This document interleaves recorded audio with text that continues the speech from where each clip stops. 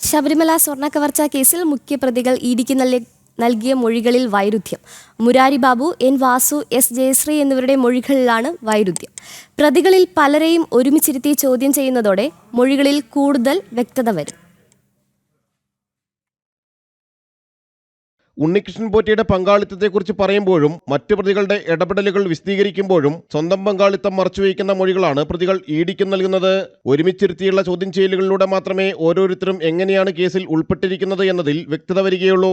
ദേവസ്വം മുൻ administrative officer Murari Babu, sponsor Unnikrishnan Potti എന്നിവരെയും ദേവസ്വം മുൻ executive officer D Sudheesh Kumar, Devaswom board മുൻ പ്രസിഡന്റും മുൻ ദേവസ്വം കമ്മീഷണറുമായ എൻ വാസു എന്നിവരെയും ഒരുമിച്ചിരുത്തി ചോദ്യം ചെയ്യാൻ നേരത്തെ ഇഡി തീരുമാനിച്ചിരുന്നു. ബോർഡ് പ്രസിഡന്റായിരുന്ന എൻ വാസുവിന്റെ പ്രൈവറ്റ് സെക്രട്ടറിയായും സുധീഷ് കുമാർ പ്രവർത്തിച്ചിട്ടുണ്ട്. വാസുവിന്റെ പ്രവർത്തനങ്ങളിലെയും ഇടപെടലുകളിലെയും ദുരൂഹതയിൽ കൂടുതൽ വ്യക്തത വരുത്താൻ കഴിയുന്നതാണ് ഇരുവരുടെയും ഒരുമിച്ചിരുത്തിയുള്ള ചോദ്യം ചെയ്യൽ. 2019 ശബരിമല ദ്വാരപാലക പാളികളിലെ ശില്പങ്ങളിലെ സ്വർണം കവർന്ന കേസിൽ രണ്ടാം പ്രതിയാണ് മുരാരി ബാബു. ശ്രീകോവിലും ദ്വാരപാലക പാളികളിലും സ്വർണം പതിച്ചത് അറിഞ്ഞിട്ടും രേഖകളിൽ ചെമ്പെന്ന് മുരാരി ബാബു രേഖപ്പെടുത്തുകയായിരുന്നു. ഇതുവരെ രേഖപ്പെടുത്തിയ മൊഴികളെല്ലാം ഇഡി ഉദ്യോഗസ്ഥർ വിശദമായി പരിശോധിച്ചിട്ടുണ്ട്. ജനം, കൊച്ചി.